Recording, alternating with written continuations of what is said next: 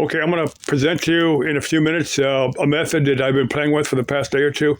Somebody else has probably done this because a lot of ideas, very few ideas are really brand new. Most of them are just other people's ideas that you've kind of come up with. But it may be here on YouTube. It may be in older books. I don't know. But let me give you the idea. We all create our own reality, for good, for bad, consciously, subconsciously. We all create our own reality. But let me give you my take on it. Let's say bad stuff keeps happening to you and it doesn't make any sense. You don't understand it. Now, this is either something you have to experience as a karmic. If it happens over and over again, more than likely it's from some past life or earlier in your current life, some event that's causing things to happen. If it happens just something bad happens just once, it could be a karmic learning experience. But in any case, it's a karmic learning experience. But anyway, let me give you a couple scenarios. Let's say you have an eating disorder. Either you're too fat or you're too skinny. Let me tell you what. If you're not familiar with the Donner Party, now this is an example that was quoted in one of Dick Setford's books. So I'm going to give him credit for that. But it's he'd regress people back to past lives where they had actually been a member of the Donner Party. Now that was here in the United States. The great westward expansion where people went from the East Coast to settle the pretty much wide open West back in, I think it was in 1840 sometime, the Donner Party.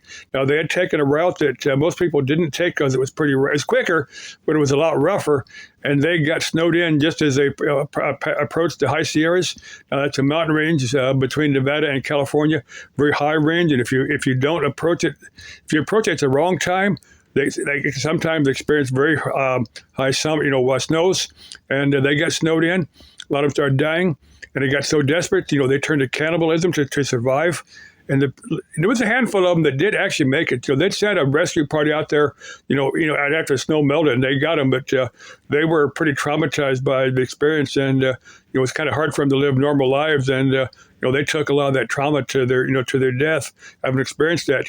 And when they reincarnated, that reincarnated as various eating disorders, either too fat or too skinny. But let me give you another one. But I think I'm going to give you several things here. But now let's say you had in a previous lifetime you had survived the bubonic plague and watched your family and friends all die from the plague. You're going to be pretty scarred by that. And when you reincarnate, there's got to be a lot of guilt, a lot of madness toward God, for that having happened, a lot of misunderstanding.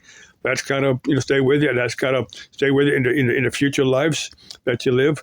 And let me give you now the mainstream religions, as far as Christianity, Judaism, and Islam, they pretty much preach guilt.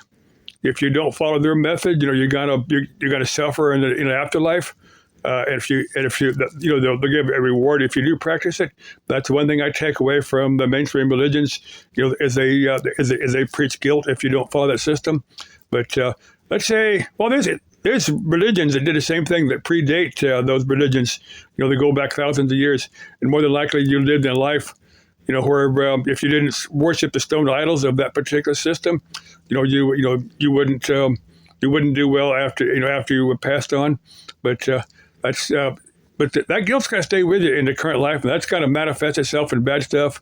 That's going to keep happening until you go back and open that up and let that go. Once you open that up and let that go, that's going to, I'm not saying it's going to make your life perfect, but it's certainly going to explain a lot of, it's certainly going to help you out. But anyway, like I said, there's going to be people that say I'm full of crap, and that's your right to say that. And like I said, it's up to the horse whether it wants to drink from the water or not. But anyway, let me give you this method that I'm playing with it. I'm not saying it's going to work for you. I'm just putting it out there and saying that it's something I'm just kind of playing with and kind of seeing what I can do with it. Now, my image of God, or what I call the creative consciousness of the cosmos, something like that. Didn't give any title you want, but I visualize that as a point of white light and consciousness in deep space.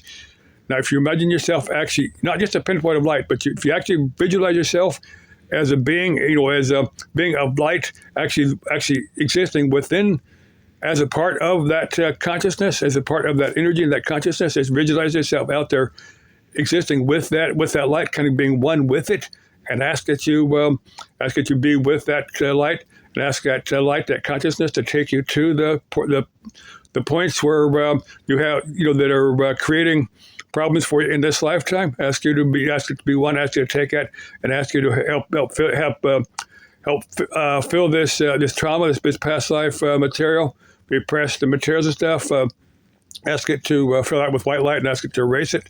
So the memory's still there, but all the bad emotions, all the bad stuff is actually erased by the white light. I'm not saying it works. I mean, I'm not saying it must have got to work for you. I'm just saying that's something I'm working on right now, and you're certainly welcome to try it. And if you make it work for you, comment here or comment. If you got your own YouTube, or if you don't have a YouTube channel, start one. You can be anything, Luigi or whatever, but if that method works for you, spread it to other people. Okay, bye-bye. Love you all.